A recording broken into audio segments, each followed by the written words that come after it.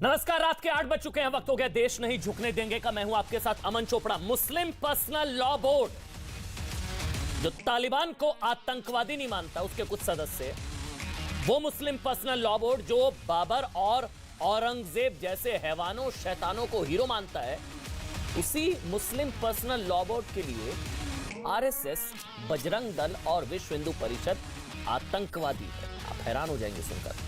क्यों की वजह जानिए। मुस्लिम बोर्ड के मुताबिक ये लोग गुरुग्राम में खुले में नमाज का विरोध कर रहे हैं, इसलिए ये आतंकवादी हैं, मुस्लिम पर्सनल लॉ बोर्ड। और वो यहां तक कह रहे हैं कि इन्हें अब सजा दी जानी चाहिए। मुस्लिम पर्सनल लॉ बोर्ड का ये गुस्सा तब से भड़का हुआ है, याद करिए, जब से हरियाणा सरकार ने कहा, हरियाणा के मुख्यमंत्री मनोहर लाल खट्टर ने कहा है कि अब खुले में नमाज बर्दाश्त नहीं की जाएगी, खुले में नमाज सहन नहीं की जाएगी। एक बार सुन लीजिए पहले कहा क्या था हरियाणा के मुख्यमंत्री मनोहर लाल खट्टर ने, जिसके बाद से सारे बौखलाए हुए हैं। सुनिए, आप ध्यान से सुनिएगा। करने में हर कोई अपनी जगह पर कोई नमाज पढ़ता है, कोई पाठ करता है, कोई पूजा तब्दीली करता है, उसमें हमें कोई दिक्कत नहीं है। और ये सारी चीज धार्मिक स्थल इसीलिए बने होते हैं कि वहां जाकर के करें। खुले में ऐसा कार्यक्रम नहीं होना चाहिए। सीधा सरकार ने साफ कर दिया कि अब सहन नहीं की जाएगी, अब जगह वापस ले ली गई। अब इसी का विरोध करते हुए ध्यान से सुनिएगा, मुस्लिम पर्सनल लॉ बोर्ड ने कहा है कि उसे हरियाणा सरकार का फैसला कबूल नहीं है। तो क्या अब गुरुग्राम में प्रशासन की मंजूरी के बिना, सरकार की मंजूरी के बिना जोर जबरदस्ती से खुले में नमाज होगी? इसे लेकर मुस्लिम पर्सनल लॉ बोर्ड ने चिट्ठी लिखी है, वो इस वक्त मेरे हाथ में है। इस चिट्ठी को ध्यान से देखिए। मैं कहूंगा अगर कैमरामैन इसको जूम करके दिखाएं एक बार, जो स्क्रीन पर चल रही है, लेकिन यहां जूम करिए एक बार। मैं इसमें पढ़ देता हूं लिखा क्या है, ध्यान से सुनिएगा। इसमें लिखा हुआ है कि एक तो मुसलमानों को जुमे की नमाज से रोकना हरियाणा सरकार का नाजायज और अस्वीकार्य कृत्य है। ठीक है, उनकी असहमति है, यह समझी जा सकती है। लेकिन नीचे देखिए क्या लिखा गया है। सरकार से मांग करते हैं तत्काल प्रभाव से मुसलमानों को जुमे की नमाज अदायगी के मामले में समाधान करे। आगे देखिए, राष्ट्रीय स्वयंसेवक संघ, विश्व हिंदू परिषद और बजरंग दल के आतंकवादियों ने जो रवैया अपनाया हुआ है, मैं फिर से पढ़ रहा हूं, यह चिट्ठी है। All India Muslim personal law board के मौलाना खालिद सैफुल्लाह रहमानी महासचिव हैं। All India Muslim personal law board के ये राष्ट्रीय महासचिव है, जनरल सेक्रेटरी हैं मौलाना खालिद सैफुल्लाह रहमानी।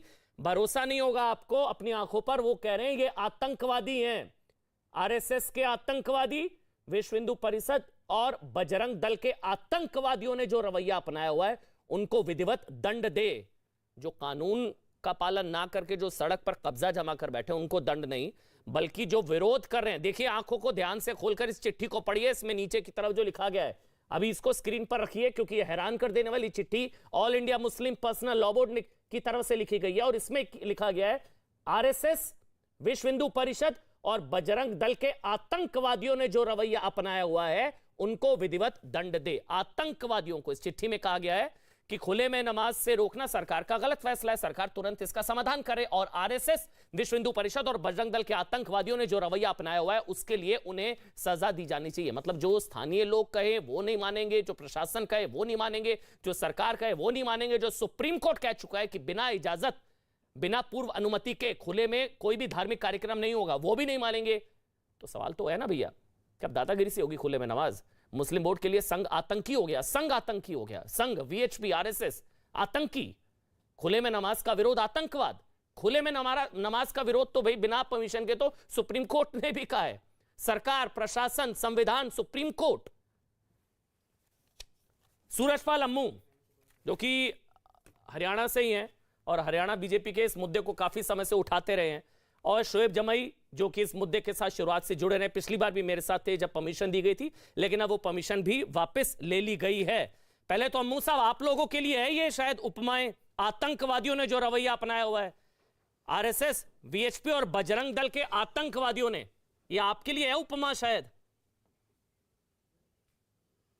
मैं एक बात कहना चाहता हूं अमन भाई, जो हमें आतंकवादी कह रहे हैं वो अपने खानदान को और अपने गिरबान में झांक कर देखें। आज आरएसएस को, विश्व हिंदू परिषद को और बजरंग दल के बारे में जिस प्रकार से all India Muslim personal law board के खालिद साहब जिस प्रकार की बकवास कर रहे हैं, मैं उनको कहना चाहता हूं कोई शर्म नाम की चीज़ है? अरे हमने कहा क्या है? हमने यही तो कहा है कि खुले में नमाज पढ़ने के खिलाफ आपके इमामों ने लिख के दिया है डीसी को। अगर मुख्यमंत्री ने कह दिया कि सभी धर्मों के लिए, ये केवल आपके लिए नहीं कहा, आपकी दादागिरी चलेगी क्या? आप जिस प्रकार से गुंडागर्दी फैला रहे हैं गुड़गांव के अंदर, आपने गुड़गांव का माहौल खराब कर रखा है, आप गुड़गांव की आबो हवा को खराब करना चाह रहे हैं। और आज all India Muslim personal law board के महासचिव इस प्रकार की बकवास कर रहे हैं। आतंकवादी कौन है पूरा देश जानता है, पूरा विश्व जानता है। जिस प्रकार की गुंडागर्दी आप गुड़गांव में फैला रहे हैं, जिस प्रकार की हरकतें आप लोग कर रहे हैं, अरे आप लोगों के 200 जगह हैं आपके पास, 200 जगह। नहीं मैं इसमें उनके ऊपर नमाज क्यों नहीं पढ़ते? नहीं मैं एक बार इसमें पढ़ देता हूं। उनके ऊपर देखो ना। मुझे नहीं, ऐसा नहीं है, उन्होंने लिखा है, उनकी भी शिकायतें हैं, वो आतंकवादी उन्होंने लिखा, उस पर तो मैं बात करूंगा। उन्होंने कहा कि मुसलमानों की आबादी बड़ी है, कम संख्या में मस्जिद हैं और वक्फ की अनेक भूमियां सरकार के कब्जे में, मतलब आबादी बड़ी है, आप लोगों को समझना होगा सर। मुसलमानों की आबादी बड़ी है और कम संख्या में मस्जिद है। कानून का ये है चिट्ठी में। अब सब वो धक्काधक बालक, अब वो बालक पैदा करेंगे, इसमें हमारी गलती है क्या? बालक कम पैदा करो, देश के कानून को मानो, हम तो हमारे दो पर चलो। हमने मना किया है क्या आपको, या हमने कहा आपसे बच्चे पैदा करो? नहीं, वो ये कह रहे हैं कि गुड़गांव के अंदर बांग्लादेशी घुसपैठिया कम संख्या में मस्जिद भी कम है, कम मस्जिदें हैं भाई, क्या करे, कहां जाए फिर वो? मैं कहता, और आपके आतंकवादी आते हैं, उनको उठा देते हैं आतंकवादी। अमन एक कागज दिखा रहा हूं, इसके अंदर ये ग्रीन हेडलाइन लिखी हुई है, 200 से ऊपर स्थान है गुड़गांव में वकफ के, 200 से ऊपर। ये वहां पर क्यों नहीं जाते? वकफ बोर्ड पे इनके अधिकारी बैठे हुए हैं, इनके समाज के, इनके धर्म के लोग बैठे हैं, उनके आगे जाके रहो ना, उनके जाके मत्थे पड़ो। हमारे गले क्यों पड़ते हो? हमारे गुड़गांव की शांति को क्यों भंग कर रहे हो? तो आपने कर रखी है, हम तो खराब कर रहे हैं गुड़गांव के व्यापार को। आप भी कोई दूध के धुले नहीं है सूरजपाल। मैं आपको बताऊं, बुरा मत मानिएगा, मैं आपको बताता हूं, अब थोड़ी आपकी भी क्लास लगानी जरूरी है। आए दिन आप लोग परमिशन देते रहते हैं, क्यों देते हैं भाई? कभी 18 जगह, कभी 12 जगह, कभी 6 जगह। आप ही ने आदतें बिगाड़ी है ना, आदतें तो आप। अब ये दादागिरी पर अगर उतारूं, वो कह रहे हैं आप लोग आतंकवादी हैं। आपने पिछली परमिशन दी थी, नहीं दी थी 18 जगह की? उसमें एटलस चौक था, तमाम दूसरी जगह थी, 6 जगह तो आपने दी थी। शोएब जमाई ठीक कह रहे थे भाई, सरकार की मर्जी से तो पड़ी जा रही थी। अमन, शोएब जमाई और उनके साथी जो इमाम एसोसिएशन है, उन लोगों ने मिलकर अनुरोध किया था कि हमको ऐसा कर दिया जाए। सरकार ने ना परमिशन पहले दी थी ना अब दी है। इनको 2017-18 में एक दिन के लिए नमाज पढ़ने के लिए अनुमति दी थी, और उस दिन इन्होंने पढ़ी, कोई दिक्कत नहीं है। परंतु उसके बाद जिस प्रकार से गुड़गांव की जमीनों पर, सरकारी जमीनों पर इन्होंने कब्जे करने शुरू किए, तो उसका विरोध हुआ। आज अगर हम विरोध कर रहे हैं तो सरकारी जमीनों पर नमाज क्यों पढ़ें? अगर आपको जितनी अगर आग है इतनी कि नमाज पढ़नी है, तो जमीन सरकार से खरीदो। अच्छा, एक all India Muslim personal law board की भाषा में एक आतंकवादी, कथित आतंकी मेरे साथ स्टूडियो में भी आ गए हैं। ऑल इंडिया पर्सनल मुस्लिम लॉ बोर्ड की अगर मैं बात को मानूं, संजीव उनियाल आरएसएस से है। अब all India Muslim personal law board की भाषा में आरएसएस के जितने लोग हैं आतंकवादी हैं, वीएचपी, आरएसएस, ये आतंक किसने फैला रखा है वहां पर? बहरहाल, शोएब जमाई, पिछली बार आपसे बात हुई थी, आपने कहा था संविधान से बड़ा कुछ नहीं अमन भाई, सुप्रीम कोर्ट, संविधान, सरकार, बिना परमिशन नहीं। अब बिना परमिशन, अब तो परमिशन नहीं है, सरकार ने मना कर दिया, खुले में नहीं जी। अब तो नहीं होनी चाहिए खुले में नमाज। और जो आतंकवादी कहा गया है, यह सही कहा गया है, गलत कहा गया है? आतंकवादी RSS, BJP, RSS, VHP. Sanjeev Uniyal भी आपको नजर आ रहे हैं, बोलिए। शोएब जमाई। मैं अमन भाई जी, दोनों बातों का एक एक करके जवाब दे देता हूं।